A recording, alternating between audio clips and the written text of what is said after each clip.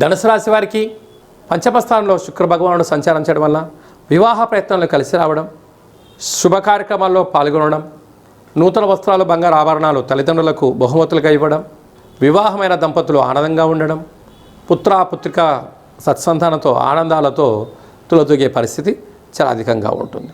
అదే కాకుండా కూడా 6వ స్థానంలో బుధాదిత్య రాజయోగం ప్రభుత్వ ఉద్యోగస్తులతో, పై అధికారులతో, సహ ఉద్యోగస్తులతో, కింది స్థాయి ఉద్యోగస్తులతో గౌరవాన్ని ఇచ్చి పుచ్చుకోగలగాలి. లేకపోతే వీరే మీకు శత్రువులై మనశ్శాంతి లేకుండా చేసి రుణ సమస్యలను, రోగ సమస్యలను, నిద్రలేని రాత్రులు గడిపే పరిస్థితి చాలా అధికంగా ఉంటుందని చెప్పి కూడా గమనించాలి. సప్తమంలో గురువు చాలా యోగదాయకం. మీరు గతంలో చేసిన పూజలు, యజ్ఞాలు, దానము, ధర్మము, తల్లిదండ్రులు చేసినటువంటి పుణ్యము, పూర్వజన్మ సుకృతము మీకు యోగదాయకం వచ్చి మిమ్మల్ని సత్ప్రవర్తనగా